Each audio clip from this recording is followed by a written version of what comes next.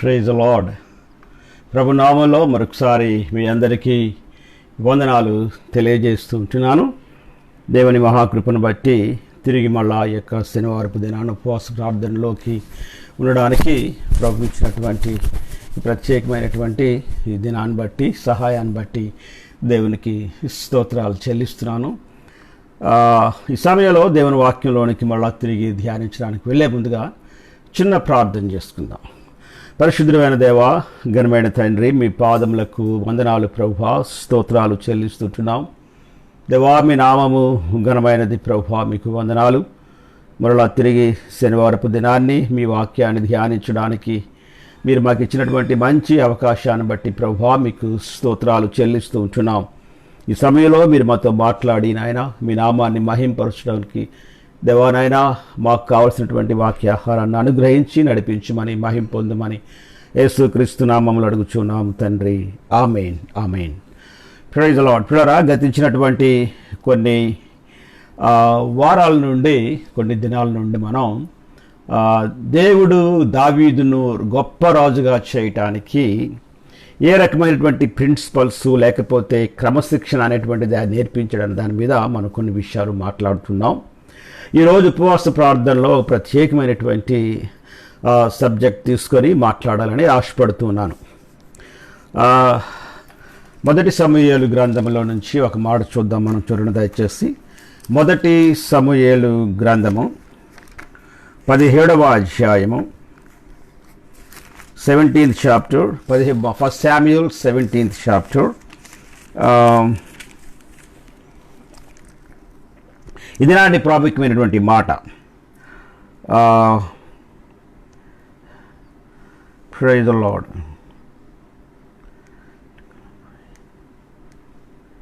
Praise the lord.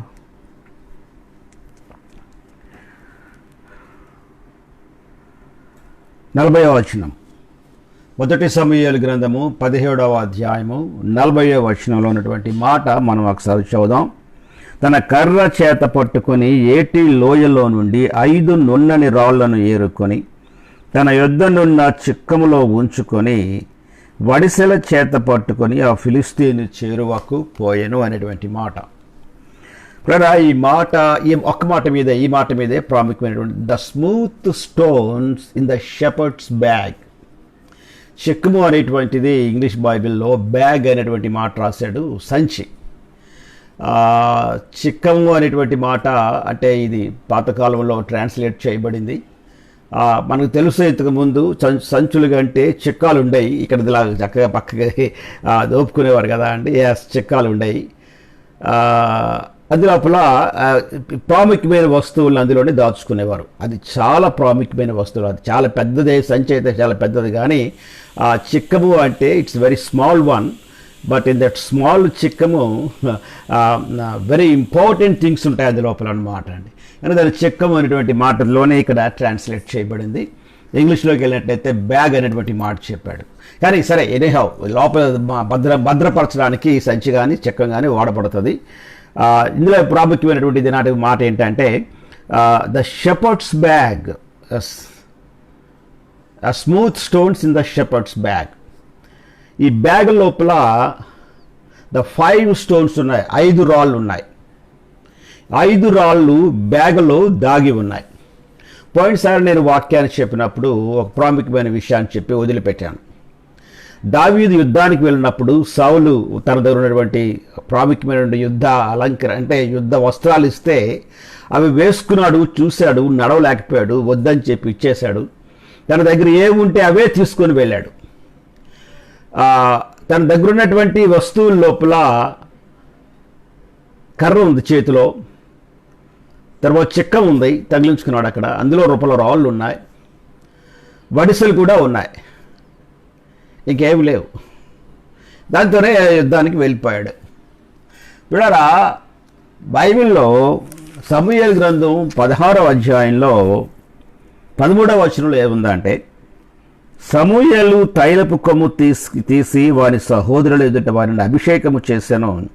నాట నుండి యెహోవా ఆత్మ దావీదు మీదకి బలముగా వచ్చాను. పిల్లరా, అంటే ఆ చుట్టుపక్కల మనుషులందరూ చాలా బలవంతులు, యుద్ధంలో ఆరితేరిపోయినటువంటి వారు. 40 రోజుల నుంచి వస్తున్నాడు, మనిషి కనబడుతున్నాడు, శత్రువు కనబడుతున్నాడు. అందరూ కూడా భయపడి వాడి ఆకారాన్ని చూసి ఎవరు కూడా ముందుకు వెళ్ళలేకపోతున్నారు. బట్ ఆ రోజే వచ్చాడు. వాడు అరుస్తున్నట్టు అరుపులు విన్నాడు దావీదు. వీడు ఎవరేడు, జీవం గల దేవుణ్ణి ఇష్టం వచ్చినట్టు మాట్లాడుతున్నాడు, వీడికి ఏమాత్రం బలం ఉంది అని చెప్పి ఆ రోజే మాట్లాడాడు. బట్ ఆ రోజే దావీదు ఆ యొక్క గొలియాతును చూశాడు. గొలియాతును చూడగానే అందరిలాగే కాస్త దావీదు ఆలోచించడం కానీ, పరిశీలన చేద్దామని కానీ, ఒకసారి అన్ని స్టడీ చేయాలని కానీ ఇలాంటి తలంపేవి కూడా లేకుండా ఈ సున్నతి లేనివాడు ఏమాత్రం వాడు అనే మాట చెప్పాడు. దానికి కారణం ఏంటి అంటే, వాక్యంలో ఒక మాట ఏమి రాయబడిందంటే, ఎప్పుడైతే సమూయేలు సౌలును అభిషేకించాడో, ఆమేన్, తైలముతో అభిషేకించాడో నాటి నుండి, ఆమేన్, ఆ రోజు నుండి యెహోవా ఆత్మ దావీదు మీద బలముగా వచ్చాను. ఎవరైతే దేవుని ఆత్మ బలముగా కలిగి ఉంటారో వారిలో ఉన్నటువంటి ప్రత్యేకత ఏంటంటే, ఆమేన్, వారు భయపడరు ఏమాత్రం కూడా. దేవునికి స్తోత్రం కలుగును గాక. ఆ దేవుని ఆత్మ బలంగా ఉన్న వ్యక్తి యొక్క వయసుతో సంబంధం ఉండదు, ఆమేన్, శరీర దారుఢ్యంతో సంబంధం ఉండదు ఏమాత్రం కూడా. ఈ రెండింటికి సంబంధం ఉండదు ఏమాత్రం. దేవుని ఆత్మ పొందుకున్నటువంటి వ్యక్తికి వయసుతో సంబంధం ఉండదు. Praise the lord. అవి చూడగానే ఒకసారి శత్రువు బలాన్ని చూసుకొని నా బలం ఎంత అనేటువంటిది ఆలోచన ఏమాత్రం ఉండదు. ఎందుకంటే దేవుని ఆత్మ అతని మీద బలంగా ఉంటున్నప్పుడు ఆ దేవుని ఆత్మ యొక్క శక్తి ఏంటో, హల్లెలూయా, ఆ వ్యక్తికి తెలుసు. ఆమేన్. అందుకని దావీదు ఏమాత్రం భయపడలేదు. శత్రువుకి ఏం కనబడుతున్నాయి దావీదు దగ్గర? ఆ కర్ర కనబడుతుంది, ఆ చక్రం కనబడుతుంది, అంతకుమించి ఏం కనిపించట్లేదు. లేకపోతే ఏదో వడిసెలు కనబడతా ఉంది. అది చూడగానే ఏంటా అనుకున్నాడు కదా. నేను ఈ మాట చెప్పాను లాస్ట్ టైం వాక్యాన్ని బోధించినప్పుడు. బ్యాగ్ లోపల ఏటి లోయలోనికి వెళ్ళి 5 నున్నని రాళ్లను తీసుకున్నాడు. నేను ఇవాళ ఒక సబ్జెక్ట్ తయారు చేసుకున్నాను. I want to stay upon that subject only. దాని మీదే ఉండాలని ఆశపడుతున్నాను. వేరొక ప్రాంతానికి వెళ్ళకూడదు అనుకోండి. ఇందులో చాలా this is the very big sermon. ఇందులో చాలా ఉంటాయి అన్నమాట సెర్మన్లోకి వెళ్ళాలనుకుంటే. బట్ నాకు ఇంపార్టెంట్ సెర్మన్ ఏమైతే నేను తయారు చేసుకున్నానో దాన్నే మీకు నేను చెప్పాలని అనుకుంటున్నాను. నాకు ఇచ్చిన సమయంలో నేను ఖచ్చితంగా చెప్తాను. మిగిలితే ఒకవేళ మళ్ళా తిరిగి మరొక రోజున మళ్ళీ మనం వీటిని ధ్యానం చేద్దాం. ఈ చిక్కం లోపల అంటే దిగిన తర్వాత ఏటి లోయలోకి దిగాడు.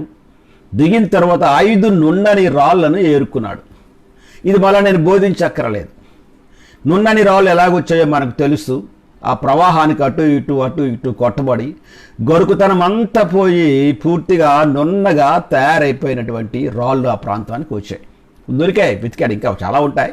బట్ వెతుక్కున్నాడు, 5 రాళ్ళు తీసుకున్నాడు. 5 రాళ్లను తీసుకొని ఏం చేశాడంటే ఇవి చిక్కంలో పెట్టుకున్నాడు. పైకి చెక్కం కనబడుతుంది కానీ లోపల రాళ్ళు కనబడట్లేదు. ఆమేన్.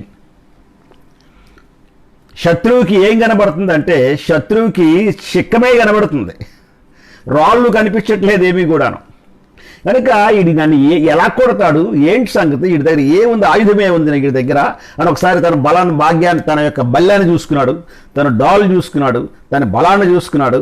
నేను ఇలాగుంటే వీడి దగ్గర ఏముంది నన్ను చంపడానికి, నన్ను ఎదుర్కోవడానికి అనేటువంటిది ఏముందా అనేటువంటి ఆలోచన వచ్చింది. ఎందుకంటే చిక్కము లోపల ఉన్నటువంటి 5 రాళ్ళు వాడికి కనబడలేదు. బ్రదరా, గొలియాతు మనకు తెలుసు కదా, శత్రువు, సాతానుకు సాదృశ్యం మనకు తెలుసు. అది ఈ యొక్క భాగాన్ని మనం పరిశీలన చేసినట్లయితే ఇవాళ లెసన్ ఏంటంటే 5 smooth stones in the shepherd's bag. 5 నున్నని రాళ్ళు ఎక్కడున్నాయి అంటే కాపరి యొక్క సంచిలో ఉన్నాయన్నటువంటిది. The bag is very important. ఎందుకంటే ఈ బ్యాగ్ ఏం చేస్తుందంటే శత్రువుని ఎదిరించడానికి, శత్రువుని ఓడించడానికి, శత్రువుని చంపడానికి ఏదైతే ఆయుధమో ఆ ఆయుధాలని దాచిపెడుతుంది. గ్లోరీ. అందుకని ఈ షెపర్డ్స్ బ్యాగ్ దేనికి గుర్తు అంటే ఒకవేళ దావీదు యేసు ప్రభువుకు సాదృశ్యం. ఆ షెపర్డ్స్ బ్యాగ్ అనేటువంటిది పరిశుద్ధాత్మకు సాదృశ్యం. 5 నున్నని రాళ్ళు ఉన్నాయి చూసారా అండి. 5 నున్నని రాళ్ళు ఏంటంటే మన లోపల ఉన్నటువంటి పరిశుద్ధాత్మ దేవుడు మనలో దాచినటువంటి ప్రధానమైనటువంటి ఆయుధాలు, అపవాదిని ఎదిరించడానికి, అపవాదిని ఓడించడానికి. అవి పరిశుద్ధాత్ముడు దాచిపెట్టి ఉంచాడు. ఆమేన్. అందుకని ఒక మాట ఏమంటాడు, మిమ్మల్ని అనాథులుగా విడువను, ఆయన మీతో ఉండును, మీలో ఉండును. ఆమేన్. కనుక ఆయన మనతో ఉంటాడు, మనలో ఉంటాడు. ఇంకొక సంగతి ఏంటంటే మన లోపల ప్రధానమైనటువంటివి అపవాదిని ఎదిరించడానికి, వాడిని ఓడించడానికి ఏది ప్రధానమైనటువంటివో వాటిని మన లోపల దాచి ఆయన భద్రంగా ఉంచుతాడు. ఈ 5 రాళ్ళకు వచ్చాం. ఓకే, మళ్ళా వాక్యంలోకి వద్దాం. 5 రాళ్ళు మనకి ఇంపార్టెంట్. ఎందుకంటే లెసన్ ఏంటంటే the smooth stones are very important in the shepherd's bag గురించి మనం పరిశీలన చేసాం. పరిశుద్ధాత్మ చేతిలో ఉంటాయని చెప్పాం. ఆ లోపల దేవుడు పరిశుద్ధాత్మ లోపల మన ఆ యొక్క స్మూత్ స్టోన్స్ని దాచిపెట్టాడు అని చెప్పాం. అందులో నుంచి వీళ్ళిద్దరికీ, దావీదుకు గొలియాతుకు సంభాషణ అయిపోయిన తర్వాత ఇక ఒకరినొకరు ఎదుర్కొనే పరిస్థితి వచ్చిందనమాట అండి. ఆడు బల్లెం పట్టుకొని వస్తున్నాడు ఆ యొక్క యుద్ధ భూమి లోపల. దావీదు అటు ఇటు ఎదురుగుండా పరిగెడుతున్నాడు. దావీదు పరిగెడుతూ చేసిన పని ఏంటంటే, దావీదు దగ్గర వడిసెలు ఉన్నాయి. దాని లోపల చెక్కములో ఉన్నటువంటి రాయి ఒకటి ఏదైతే నునుపుగా చేయబడిందో దానిని బయటకు తీశాడు. అన్నీ 5 రాళ్ళు నునుపుగా చేయబడ్డాయి. ఆ చేయి పెట్టగానే ఇది కాదు, అది కాదు, 1, 2, 3 కాదు, 4 ఇంపార్టెంట్, 5th స్టోన్ ఇంపార్టెంట్, ఏం లేవే మాత్రం కూడా కలిసిపోయి ఉన్నాయి. చెయ్యి పెట్టగానే ఖచ్చితంగా దొరికింది ఒక రాయి. దాన్ని తీసిన తర్వాత ఆ చిక్కంలో పెట్టి దాన్ని తిప్పి కొట్టాడు. దావీదు ఉన్నటువంటి ప్రధానమైనది ఏంటంటే, దావీదు ఆ వడిసెలను వాడినప్పుడు ఏమవుద్దంటే వెంట్రుక వాసిలో కొట్టగలడు. Glory to the Lord. వెంట్రుక వాసి అంటే ఏంటంటే, ఒక నిమ్మకాయను తీసుకొని ఆ సూదిలో వెంట్రుక పెద్ద తల వెంట్రుక ఉంటుంది కదా అండి, అది సూదికి ఎక్కించి దానిని నిమ్మకాయలో నుంచి గుచ్చి దాన్ని కడితే ఈ వెంట్రుక ఏదైనా సరే ఒక కర్రకు ఇలా కట్టి వేలాడదీస్తే నిమ్మకాయే కనబడుతుంది, కానీ మనకు వెంట్రుక కనబడదు. వెంట్రుక వాసిలో కొట్టడం అంటే నిమ్మకాయకి తగలకుండా ఈ వరిసెలతోటి ఖచ్చితంగా వెంట్రుక తెగిపోయేటట్టుగా వెంట్రుకను కొట్టాలన్నమాట అండి. గ్లోరీ అంటే ఏమాత్రం కూడా షూటర్ అనేటువంటిది అటు ఇటు కానీ కుడికి కానీ ఎడమ కానీ వెళ్లకుండా కరెక్ట్గా అది అంటే వెంట్రుక అంటే ఇట్స్ వెరీ థిన్ అనమాట, చాలా సరళంగా ఉంటుంది కదండి. ఎస్, కంటికి కనబడినటువంటిది. ఒక వరకు చూడగలం కానీ ఇంకొంచెం మన దగ్గరే కొంచెం దూరంగా పెట్టుకుంటే వెంట్రుక మన కంటికి కనబడదు. బట్ అంత ఖచ్చితంగా కొట్టగలిగినటువంటి ఆ షూటర్ ఎవరయ్యా అంటే దావీదు. Praise lord. అందుకని రాయి తీసుకున్నాడు, అందులో పెట్టాడు. తిప్పి కొట్టగానే కరెక్ట్గా గొలియాతుని చూసుకున్నాడు. అది రాయి ఎక్కడ తగలాలి అని అనుకున్నాడు. నుదుటి మీద తగలాలి కాబట్టి ఇది చాలా ప్రాముఖ్యమైనది కనుక ఈ భాగంలో కొట్టాడు. ఓకే, కొట్టగానే గొలియాతు వెనక్కి పడాల, కానీ ముందుకు పడ్డాడు.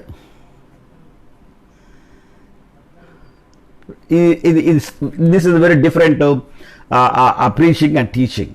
కానీ ఇప్పుడు మనకి ఇది కాదు, ఇది ప్రాముఖ్యమైనటువంటిది. ఈ స్టోన్స్ ఉంటాయి కదండి. ఎస్, ఈ 5 రాళ్ళు ఉన్నాయన్నమాట అండి.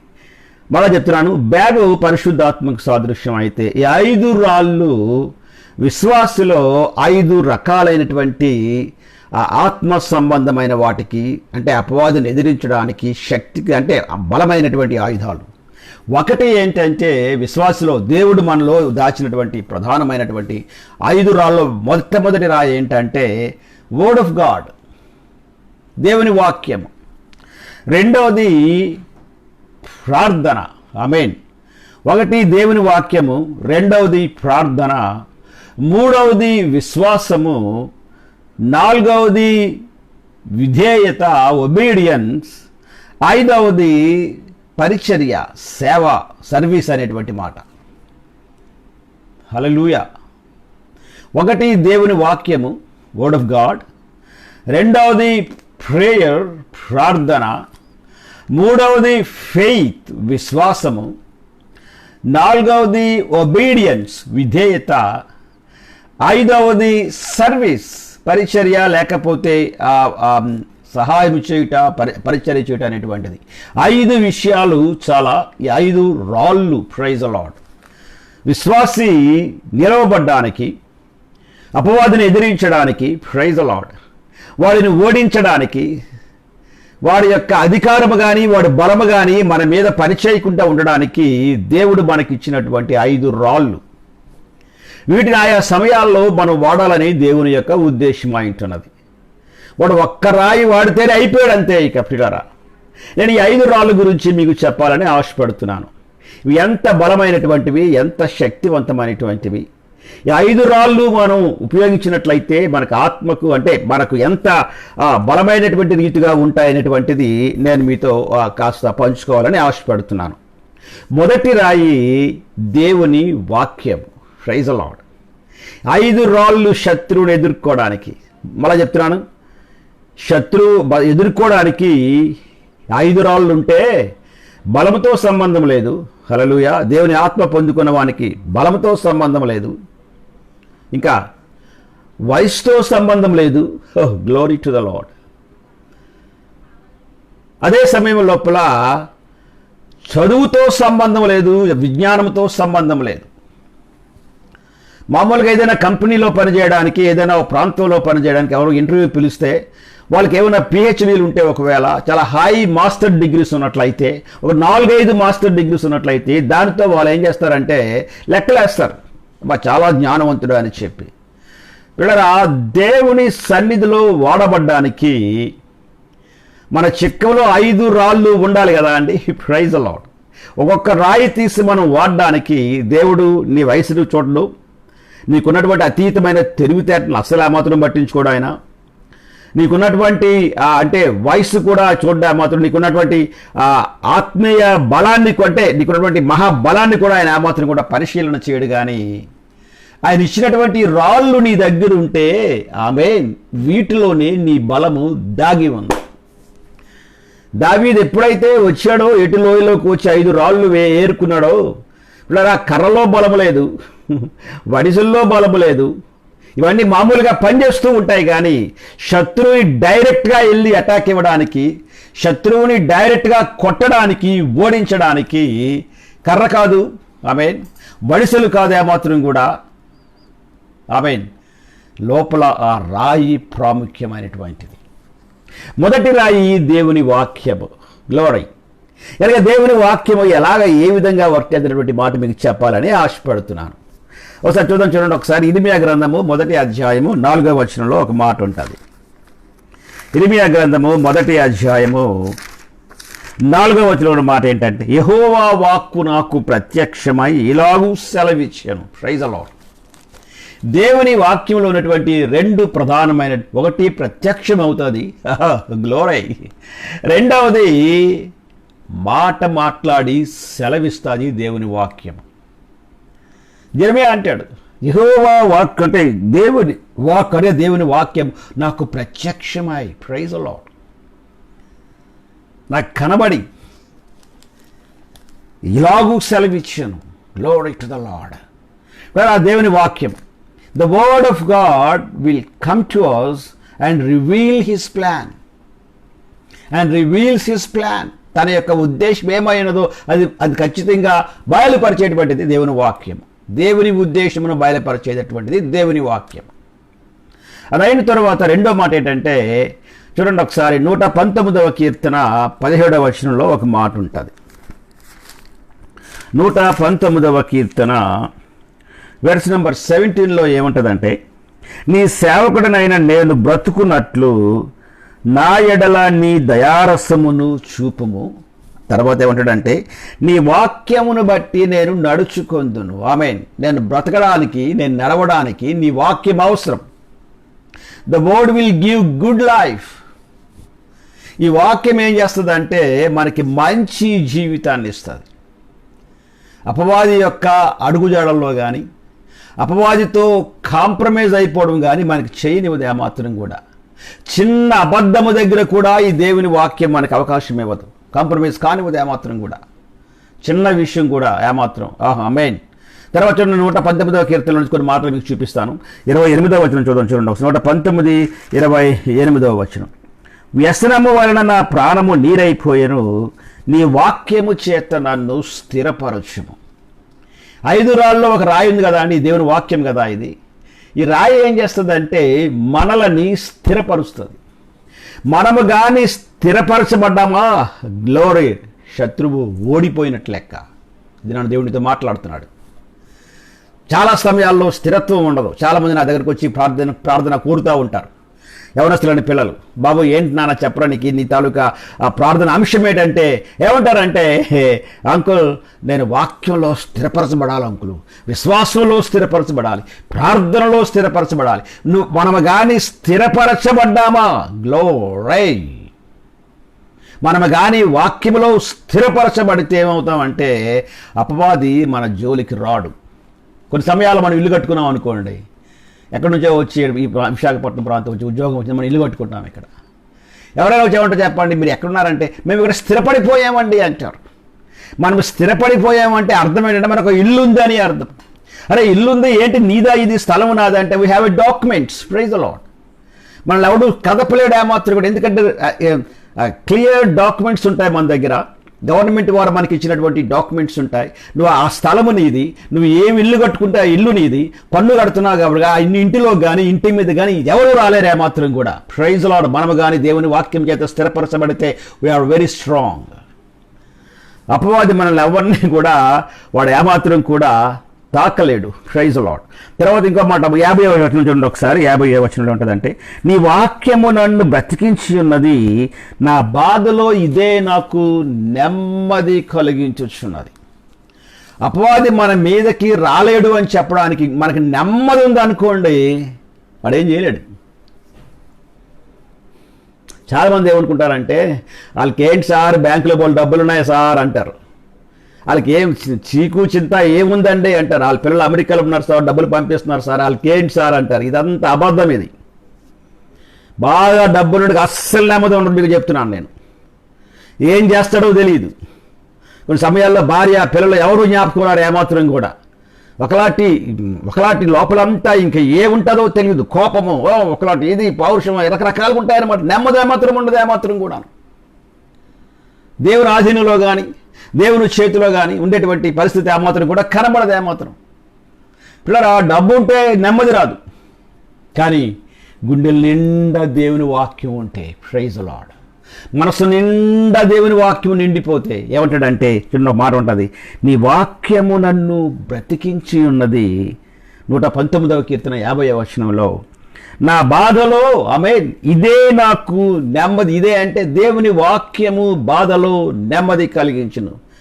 నీకు నువ్వు చాలా దుఃఖపడిపోతూ ఉంటావు, కానీ నీకు ఒక సంగతి చెప్తున్నాడు దేవుడు. నీకు చిక్కము లోపల ఒక రాయి ఉంది. నువ్వు పొందుకున్న పరిశుద్ధాత్మ దేవుడు నీకు ఒక రాయిని దాచిపెట్టి ఉంచాడు. ఆ రాయి ఏంటి తెలుసా? దేవుని వాక్యం. ఆ వాక్యం, అందుకనే వాక్యం నీ దగ్గర చేతిలోనే ఉంటుంది. బైబిల్ ఇంట్లోకి వెళ్ళగానే టేబుల్ మీదే ఉంటుంది బైబిల్. మంచం దగ్గర కొంతమందికి అయితే తలగడ దగ్గరే ఉంటుంది బైబిల్. అలా ఓపెన్ చేయరండి, అలా కూర్చుంటారు. ఒకసారి ఒకళ్ళ ఇంటికి వెళ్తే ఆ సిస్టర్ ఏం చేస్తుందంటే మంచం మీద కూర్చొని అలాగే ఉంది విచారంగా. అమ్మ చాలా విచారంగా ఉన్నావు, ఏమమ్మా అంటే ఏం చేయమంటారండి అయ్యగారు, ఏం చేయమంటారండి అయ్యగారు. ఏమమ్మా అంటే ఈ బాధలండి, శ్రమలండి, ఏంటండి అంట. అమ్మ మరి ఏంట్రా అంటే అదేంటమ్మా అంటే తల దగ్గర బైబిల్. అమ్మ బైబిల్ ఏంటమ్మా అంటే అమ్మో బైబిల్ తల దగ్గరే ఉంటుందండి. బైబిల్ తల దగ్గరే ఉండడం కాదు ప్రాముఖ్యమైనటువంటిది, లేకపోతే టేబుల్ మీదే ప్రాముఖ్యమైనటువంటిది కాదు. బైబిల్ ఇలా వెళ్తున్నప్పుడు కింద బైబిల్ ఏమైనా టేబుల్ ఇలా పెడుతూ కింద పడింది అనుకోండి, ఒకవేళ మనకు తెలియకుండానే ఎంత గాబరా పడిపోతామండి. బైబిల్ తీసేసి తుడిచేసి ముద్దులు ఎట్టేసేసి కళ్ళకు అద్దుకొని మళ్ళీ ఇలా దండం పెట్టేసేసి బైబిల్కి మళ్ళీ అక్కడ పెడతాం అన్నమాట. ఎన్ని చేస్తామో మనం మనకి తెలియదు, మనకి ఏమాత్రం కూడా. తల దగ్గర ఉంటేనే కానీ నిద్ర పట్టదు సార్ అంటారు. అరే మరి తల దగ్గర ఉన్నప్పుడు అందులో లోపల వాక్యం ఉంది, నీకు నెమ్మది కలిగించే వాక్యము. Glory to the lord. దేవుని వాక్యము నెమ్మది కలిగించను. మరొక మాట చూడండి, సమయం లోపల verse number 67 చూడండి, 67వ వచనం చూడండి ఒకసారి. 67వ వచనం, శ్రమ కలగక మునుపు నేను త్రోవ విడిచితిని, ఇప్పుడు నీ వాక్యమును అనుసరించి నడుచుకొనుచున్నాను. త్రోవ విడిస్తే శ్రమ వస్తుంది. అంటే శ్రమ కలగక ముందే, శ్రమ వచ్చిందంటే అర్థం ఏంటనమాట, అంతకు ముందే మనం వాక్యాన్ని వదిలిపెట్టామన్నమాట. శ్రమ కలగక ముందే, అంటే శ్రమ కలగక మునిపే నేను త్రోవ విడిచితిని, ఇప్పుడు నీ వాక్యమును అనుసరించి నడుచుకొనుచున్నాను. అంటే అర్థం ఏంటయా అంటే దేవుని వాక్యము మనల్ని తొలగిపోయినటువంటి ఆ యొక్క త్రోవ నుండి తిరిగి తీసుకొని వచ్చి సరైనటువంటి వాక్యంలో, సరైనటువంటి మార్గంలో నడిపించేటువంటిది దేవుని వాక్యము. Praise the lord. మరొక మాట చూద్దాం, చూడండి ఒకసారి. 67వ వచనం అయిన తర్వాత 81వ వచనం. నీ రక్షణ కొరకు నా ప్రాణము సొమ్మసిల్లుచున్నది, నేను నీ వాక్యం మీద ఆశ పెట్టుకొని ఉన్నాను. వాక్యం మీద ఆశ పెట్టుకొని ఉన్నాను. ఆమేన్. మన ఆశలన్నీ కూడా ప్రభా నా ఆశ తీర్చు ప్రభా అని ప్రార్థన చేస్తాం. ప్రభా నాకు ఇంకా కొన్ని ఆశలు ఉండిపోయాయి ప్రభా, నాయన నాకు సహాయం చేయి ప్రభా, ఆశలన్నీ తీర్చండి నాయన, నాకు జీతం పెరగాలి ప్రభా, నా ఇల్లు కట్టుకోవాలి ప్రభా, నా బిడ్డలకు పెళ్లి చేసుకోవాలి నాయన, లేకపోతే ఇంకోటి ఏదో ప్రభా, ఇంకోటి ప్రభా, ఇలా జరగాలి ప్రభా నాయన, నా ఇంట్లో నెమ్మది కలగాలి ప్రభా, నా ఆశ బాబు అని ప్రార్థన చేస్తాం. వాక్యం ఏముందంటే నీ వాక్యము మీద నేను ఆశ పెట్టుకుని ఉన్నాను. ఆమేన్. మన ఆశలు తీర్చేటువంటిది నేను దేవుడు నీతో మాట్లాడుతున్నాడు. నీకున్న డబ్బు కాదు, నీకున్నటువంటి పేరు ప్రఖ్యాతులు కాదు, నీకున్న చదువు కాదు, నీకున్న డిగ్రీలు కాదు, ఏమాత్రం కూడా దేవుని వాక్యం. అందుకనే నీ మనస్సు దేవుని వాక్యం మీద, వాక్యం చదవడానికి, వాక్యం ధ్యానించడానికి, వాక్యమును చూడడానికి, వాక్యం పరిశీలించడానికి, మనసు కొంత సమయాన్ని వాక్యానికి ఇవ్వడానికి. ఆమేన్. నువ్వు గాను నీ మనస్సును త్రిప్పుకున్నట్లయితే బలమైనటువంటి కార్యం దేవుడు నీ లోపల చేస్తాడు. ఇంకా మాట్లాడండి ఒకసారి. 193వ కీర్తన చూడండి ఒకసారి. 93వ వచనం చూడండి ఒకసారి. 119, 193వ వచనం. నీ ఉపదేశము వలన నీవు నన్ను బ్రతికించితివి, నేనెన్నడను వాటిని మరువను. ఉపదేశం అంటే దేవుని వాక్యం. నీవు నన్ను బ్రతికించితివి. ఇంకో మాట చూడండి ఒకసారి. 101వ కీర్తన చూడండి. 101వ వచనం. నేను నీ వాక్యమును అనుసరించున్నట్లు దుష్ట మార్గములన్నిటిలో నుండి నా పాదములు తొలగించుకొనుచున్నాను. అంటే దుర్మార్గమైనటువంటి ప్రాంతాలకు వెళ్లకుండా నిలిచి ఉండడానికి వాక్యము ప్రాముఖ్యమైనటువంటిది. దేవుని వాక్యంతో ఉన్నటువంటి సంబంధము చాలామందికి తెలియదు. దేవుని వాక్యాన్ని మొట్టమొదట ప్రసంగాలకు తీసుకోవడం కాదు, లేకపోతే దేవుని వాక్యాన్ని తల దగ్గర పెట్టుకొని ఆ కాపలా కాస్త అనుకోవడానికి కాదు. దేవుని వాక్యము మొట్టమొదట తీసి నువ్వు దానిని ధ్యానించాలి, దానిని చదవాలి. నీ మనస్సు కొంత సమయము వాక్యం మీద నిలిపి ఉంచాలి. Praise the lord. అదే 105వ కీర్తన చూడండి ఒకసారి. 103వ కీర్తన, 103వ కీర్తన కాదు, 103వ వచనం, 119, 103వ వచనం. నీ వాక్యములు నా జిహ్వకు ఎంతో మధురములు, అవి నా నోటికి తేనె కంటే తీపిగా ఉన్నవి. తేనె చాలా మంచి ఔషధం అట. ఎవరైనా ఏమంటారో తెలుసా అండి, కొంచెం బాగా కొవ్వు పెరిగితే ఉదయం సాయంకాలం కాస్త తేనెలో నిమ్మకాయ వేసుకొని తాగండి అంటారు. ఆ తేనె నిమ్మకాయ తీసుకుంటేనట కంటిన్యూస్గా ఒకవేళ కానీ 1 నెల, 2 నెలలు, 3 నెలలు కంటిన్యూస్గా తీసుకుంటే, ఉదయం సాయంకాలం కొద్దిగా తీసుకుంటే లోపల చాలా కొవ్వు తగ్గిపోద్ది. కొవ్వు ఎక్కువైంది అనుకోండి గుండె ఆగిపోద్ది. కొవ్వు ఎక్కువైంది అనుకోండి కొన్ని సమయాల్లో చాలా ఆ శరీరము ఆకారం వేరైపోద్ది. శరీరం ఆకారం వేరైపోయింది అనుకోండి నడక మారిపోద్ది. చాలా ఉంటాయి, దాని తాలూకా కాంప్లికేషన్స్ చాలా ఉంటాయి. కానీ అందుకనే తేనె పిల్లరా చాలా బలమైనటువంటిది, ఆరోగ్యకరమైనటువంటిది. ఒక్క తేనెలో నుంచి ఒక చుక్క తేనె ఇలా కింద పడుతుంది కదండి. ఒక చుక్క తేనె, స్పూన్ కాదు, ఒక డ్రాప్ ఇలా తీస్తే ఎలాగంటే నెమ్మదిగా ఒక చుక్క కింద పడుతుంది. ఆ చుక్క తేనె తయారవడానికి ఒక తేనెటీగా మోర్ దెన్ 300 టైమ్స్ అటండి, 300 సార్లు వెళ్ళి ఆ యొక్క పువ్వుల మీద ఉన్నటువంటి ఆ యొక్క ఆ స్వీట్నెస్ని తీసుకొచ్చి అక్కడ దాచిపెడుతుంది అనమాట అండి. 300 సార్లు తిరుగుద్దట ఒక్క చుక్క. చాలా శ్రేష్టమైనటువంటిది. దేవుని వాక్యంలో ఏముందంటే, అందుకే నీ వాక్యము నా జిహ్వకు ఎంతో మధురములు, అవి నా నోటికి తేనె కంటే, పంచదార కంటే అనలేదు, లేకపోతే ఇంకొక దేనితోనే పోల్చలేదు ఏమాత్రం కూడా. తేనెతో పోలుస్తున్నాడు. Praise the lord. అంటే అంతకంటే మధురమైనది, అంతకంటే ఆరోగ్యకరమైనది. Praise the lord. దేవుని వాక్యము. Glory to the lord. అది అయిన తర్వాత 105వ వాక్యం చూడండి ఒకసారి. 105వ వచనం. నీ వాక్యము నా పాదములకు దీపము, నా త్రోవకు వెలుగునాయి ఉన్నది. ఇది మనకు బాగా తెలిసినటువంటిది. 133వ వచనంలో ఏముంటుందంటే 133వ వచనం లోపల, నీ వాక్యమును బట్టి నా అడుగులు స్థిరపరచుము, ఏ పాపమును నన్ను ఏలనీయకము. ఫైనల్గా మాట చెప్తున్నాడు దేవుడు. ఈ మాట మనతో మాట్లాడుతున్నాడు. పాపము ఏలుబడి చేస్తే అపవాది యొక్క పరిపాలనలో మనం ఉన్నట్టు లెక్క. పాపము ఏలుబడి చేస్తే మనం అపవాది యొక్క చేతిలో, అపవాది యొక్క పరిపాలనలో ఉన్నట్టు లెక్క. కానీ వాక్యంలో ఏంటంటే, నీ వాక్యమును బట్టి నా అడుగులు స్థిరపరచుము. Praise the Lord. ఏ పాపమును నన్ను ఏలనీయకము. పాపము ఏలుబడి చేయలేదు, దాన్ని మనం ఏలుబడి చేస్తాం. ఆగు అంటాడు, ఆగుద్దంతే. స్టేదే అనేటువంటి మాట చెప్తే, ఒకసారి ఒక ఏజెన్సీ ప్రాంతంలో ఒక దేవుని సేవకుడు, బాగా ఇంటి నిండి చుట్టూ తుప్పలు ఉంటాయి, పాములు అవి ఎక్కువ ఉంటాయి.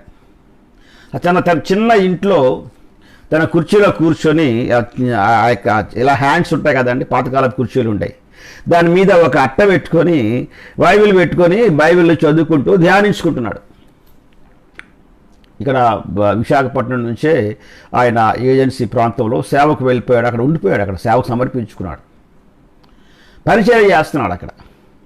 ఉదయాన్నే లేచి వాక్యం చదువుకుంటుంటే ఇలా కళ్ళు తిరిగేసరికల్లా ఒక పెద్ద పాము ఎదురుగుండా వచ్చింది, లోపలికి వచ్చేసింది. మనం చూడగానే ఇలా చూసేసరికల్లా మనోడు టక్కలు లేచి ఇలా పొడగెత్తుందన్నమాట అండి. లేదా మీదకి వచ్చేస్తుంది. అది చాలా భయంకరమైనటువంటి విషయం, అంటే వెరీ పాయిజనస్ స్నేక్. అది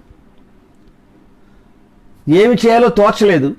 దగ్గరగా ఉంది, ఇలా ఎగిరిందంటే కొట్టేస్తుంది అంతే, ఇక పొడి చేస్తుంది. మనోడు లేవలేడు ఏమాత్రం కూడా, సమయం సరిపోవట్లేదు ఏమాత్రం కూడా. లేచి వెళ్ళి అంటే తప్పించుకోవడానికి కానీ, కర్ర తీసుకురావడానికి కానీ. వాక్యంలో నుంచి ఒక మాట చెప్పి ఏమన్నాడంటే, ప్రభువైన యేసుక్రీస్తు నామములో అక్కడ ఆగు అని చెప్పాడు. వేరే మార్గం లేదు ఇంకా. తను ఏమన్నాడంటే, నేను అక్కడ నుంచి నేను ఇలాగ ఆపేస్తాను, వాక్యంతో అలాగ ఉంచేస్తాను అనేటువంటి తలంపు నాకు ఏమీ రాలేదు. ఎందుకంటే నాకు రాదు ఆ టైంలో, భయం.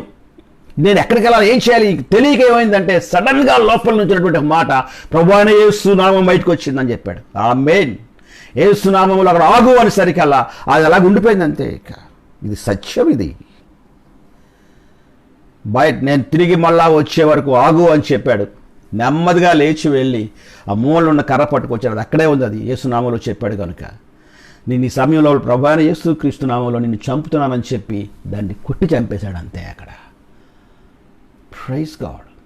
ఆయన సాక్ష్యం చెప్పినప్పుడు నేను ఏదో అక్కడ చెప్పేశాను, ఇలాగా ఆగు అన్నాను అని కాకుండా ఏమన్నాడంటే, భయం వచ్చేసింది, నేను ఏమి చేయాలో తెలియలేదు ఏమాత్రం కూడా, నాకు వేరే ఆలోచన ఏమాత్రం లేదు, ఒకే ఒక ఆలోచన వచ్చింది, నా యేసు నామములో అక్కడ ఆగకపోతే నాకు వేరే మార్గం లేదు.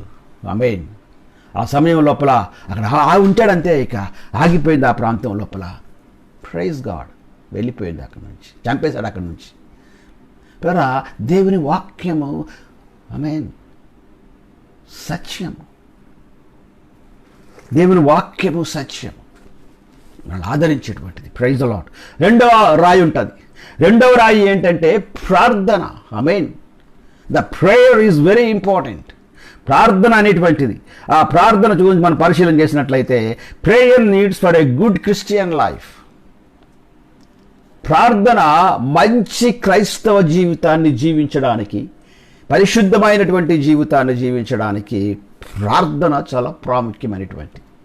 నీ ప్రార్థన నిన్ను పరిశుద్ధునిగా చేస్తుంది. కారణం తెలుసా అండి? ప్రార్థించేవాడు దేవునితో సంబంధం కలిగి ఉంటాడు. The intimacy with God. Fellowship with God is different. Intimacy with God is different. Fellowship with God, ఆయా సమయాల్లో మనకు సమయం ఉన్నప్పుడు, ఏదైనా ఖాళీ ఉంటున్నప్పుడు వెళ్ళి ఒకసారి కొన్ని సమయాల్లో ప్రార్థనలు ఉంటాయి. ఆ సమయానికి వెళ్ళి ప్రార్థన చేసుకొని, ప్రభువా నువ్వు చాలా గొప్ప దేవుడు నాయన, బబ్బా అని ప్రార్థన చేసేసుకొని ఆమె చెప్పి పోతాం అంతే. ఇంకా మనం ఏం ఫీల్ అయిపోతామంటే, చాలా ప్రార్థన చేసేసాం అనుకుంటాం. కొన్ని సమయాల్లో మందిరానికి వెళ్ళి ఒక అరగంట సేపు ప్రార్థన చేసుకుందాం అనుకుంటాం. మందిరంలో కూర్చుంటాం, ఒక అరగంట సేపు ప్రార్థన చేసుకుంటాం, ఆమె వెళ్ళిపోతాం అంతేనమాట అండి. That the fellowship. నీకు ఉన్నటువంటి సమయం లోపల నువ్వు వెళ్ళి కాస్త ఫెలోషిప్ చేస్తావు. But intimacy with God, I mean అనగా దేవునితోనే ఉండిపోవుట అంటే పనిలో ఉన్నా, ఇంట్లో ఉన్నా, ప్రయాణం చేస్తున్నా, నువ్వు ఎక్కడున్నప్పటికి కూడా you have an intimacy with God. ఇది ఏం చేస్తుందంటే, ఈ ప్రార్థన ఏం చేస్తుందంటే మనకు ఎలాంటి పరిశుద్ధత కావాలో పరిశుద్ధత ఇచ్చేటువంటిది. మళ్ళా చెప్తున్నాడు, దేవుడు మాట్లాడుతున్నాడు, క్రైస్తవ జీవితానికి హోలీనెస్ ఈజ్ ఇంపార్టెంట్. పరిశుద్ధులు అంటాడు, పరిశుద్ధ గ్రంథము అంటాడు, హృదయ శుద్ధి గలవారు ధన్యులు వారు దేవుని చూచెదరు అంటాడు. ఆమేన్. కనుక ఈ పరిశుద్ధంగా బ్రతకడానికి, దేవుని సన్నిధిలో పరిశుద్ధంగా ఉండడానికి ప్రాముఖ్యమైనటువంటిది ప్రార్థన. ఆమేన్. లూకాసు వార్త 11వ అధ్యాయము 1-4 వచనాలు ఉన్నాయి. చూడండి ఒకసారి, త్వరగా నేను ముగిస్తాను. లూకాసు వార్త 11వ అధ్యాయము, ఆమేన్, లూకాసు వార్త 11వ అధ్యాయము 1వ వచనం నుంచి, ఆయన ఒక చోట ప్రార్థన చేయించు ఉండెను.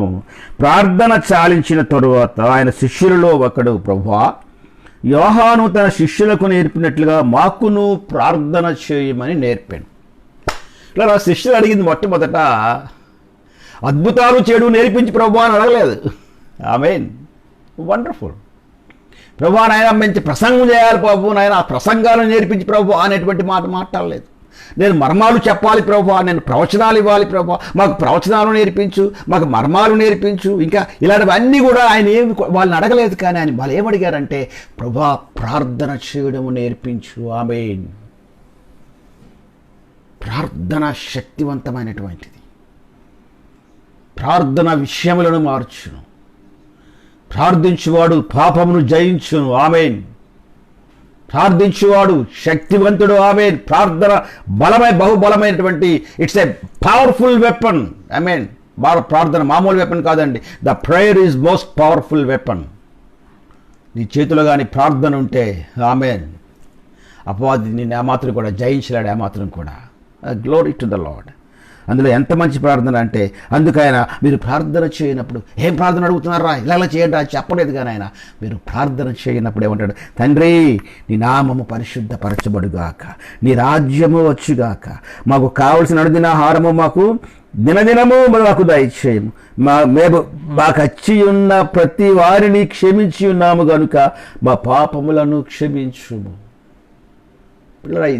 ఈ ఓడు చాలా కష్టం అండి అది. బట్ ప్రార్థనలోనే దీన్ని జయించగలం.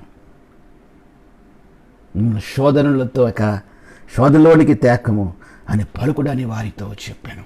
ఆమేన్. కనుక ప్రార్థన. మరొక మాట చూద్దాం, చూడండి. ప్రార్థన గురించి ఇంకో మాట చెప్తాను.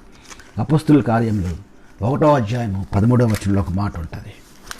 అపోస్తుల కార్యములు 1వ అధ్యాయము 13వ వచనం ఏముంటుందంటే, వారు పట్టణంలో ప్రవేశించి తాము బస చేయించుండిన మేడగదిలోనికి ఎక్కిపోయారట. ఆ తరువాత 14వ వచనంకి వచ్చినట్లయితే, వీరందరూ వారితో కూడా కొందరు స్త్రీలను, యేసు తల్లి అయిన మరియయు ఆయన సహోదరుడు ఏక మనస్సుతో ఎడతెగక ప్రార్థన చేయించుండరి. Glory to the Lord. వారు ఏక మనసుతో ఎడతెగక ప్రార్థన చేస్తూ ఉంటే జరిగింది ఏంటంటే, 2వ అధ్యాయం 1వ వచనంలో చూడండి ఒకసారి.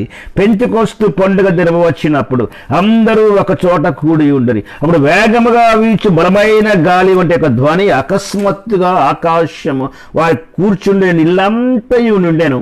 మరియు అగ్ని జ్వాలల వంటి నాలుకలు విభాగింపబడినట్టుగా వారికి కనబడి, వారిలో ఒక్కొక్కని మీద వారగా అందరూ పరిశుద్ధాత్మతో నిండిన వారే. ఆమేన్. పరిశుద్ధాత్మ ప్రభు వచ్చి నింపబడ్డానికి, మార్గము సరళము చేయడానికి ప్రార్థన. నీ జీవితంలో పరిశుద్ధాత్ముడు వచ్చి నీ లోపల ఉండి నీకు కరెక్ట్గా మార్గాలు సరళం చేసి తెలియచేయడానికి ప్రధానమైనటువంటిది ఆ నున్నపు రాయి ఏంటయా అంటే ప్రార్థన. ఇది నాన్న దేవుడితో మాట్లాడుతున్నాడు. నీకు ఆ సంగతి తెలుసు. నీకు చాలాసార్లు ప్రార్థన మీద వాక్యాలు విన్నావు, ప్రార్థన ప్రభావం తెలుసు. కానీ దినాన్ని నువ్వు ఆలోచించుకుంటే మర్చిపోయావు ప్రార్థన. మందిరంలోకి వచ్చి మందిరంలో కూర్చొని ప్రార్థించి చాలా కాలం అయిపోయింది కదా నాన్న. నీవు నీ బిడ్డలు వచ్చి ఒకనొకప్పుడు మోకరించి ప్రార్థన చేసేవారే. ఎంతకాలం అయింది ప్రార్థన చేసి? ఆ దినాల్లో వచ్చి చాలాసేపు మోకరించి చాలా ప్రార్థన చేసి బిడ్డల చుట్టూ దగ్గరికి పెట్టుకొని ప్రార్థించి ఎన్ని రోజులు వచ్చి ప్రార్థన చేసేవాడు. ఎంత సంతోషకరమైన సంగతి అమ్మారే. ఎంతకాలం అయింది మర్చిపోయావు నీ ప్రార్థన. జాగ్రత్త, ఆయన రాకడలో నీకు ప్రార్థన లేకపోతే ఉండిపోయావా. The situation is very different. మరొకసారి దేవుడు మాట్లాడుతున్నాడు. ఆ ప్రార్థన మరొక మాట చూడండి ఒకసారి, 3వ అధ్యాయము అపొస్తలుల 3వ అధ్యాయం. దీంతో ముగిస్తున్నాను నేను, తర్వాత మళ్ళీ మిగిలినవి నాకు తర్వాత దాన్ని మనం చూద్దాం. పగలు 3 గంటలకు ప్రార్థనా కాలమున పేతురును యోహానును దేవాలయమునకు ఎక్కి వెళ్ళుచుండగా, లూకాసు వార్తలు ఏమంటారు? ప్రభువా మాకు ప్రార్థన చేయడం నేర్పించు. ప్రభు ప్రార్థన చేయడం నేర్పించారు. ఆ ప్రార్థన శిష్యులు పట్టుకున్నారు. అపొస్తలుల కార్యం 1వ అధ్యాయానికి వచ్చినప్పటికీ ఆ భాగంలో వారు కలిసి ఆ చోటులో బహుగా ఏక మనసుతో ప్రార్థన చేశారు. 2వ అధ్యాయం 1వ భాగం 4 వచనాలకు వచ్చినప్పటికీ, 1 నుంచి 3-4 వచనాలకు వచ్చినప్పటికీ పరిశుద్ధాత్మ వంటి బలమైనటువంటి గాలి వంటి వారికి వచ్చి పరిశుద్ధాత్మ వారి మీదకి దిగి వచ్చినటువంటి భాగాన్ని ఆ ప్రార్థనలో మనం చూడగలం. అదైన తర్వాత మళ్ళీ 3వ వచనం 3వ అధ్యాయం 1వ వచనం వచ్చినప్పటికీ ఆ ప్రార్థన వదిలిపెట్టి వెళ్ళిపోలేదు. గ్లోరీ. ఆ ప్రార్థన ఏమైందంటే మళ్ళా పగల 3 గంటలకు ప్రార్థనా కాలము, ప్రార్థన వచ్చింది.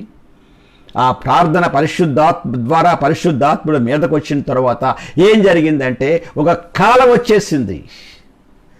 అది ప్రార్థనా కాలము. దినాన్ని దేవునితో మాట్లాడుతున్నాడు. ముగించే ముందు మాట్లాడుతున్నాడు దేవుడు, నీకు ప్రార్థనా కాలము కావాలి. ఒకవేళ ఇప్పుడు శ్రమల కాలంలో ఉంటే, బాధకరమైనటువంటి కాలంలో ఉంటే, వేదనకరమైన కాలంలో ఉంటే నీ ప్రయాణాన్ని ప్రార్థనా కాలానికి మార్చు. ఆమేన్.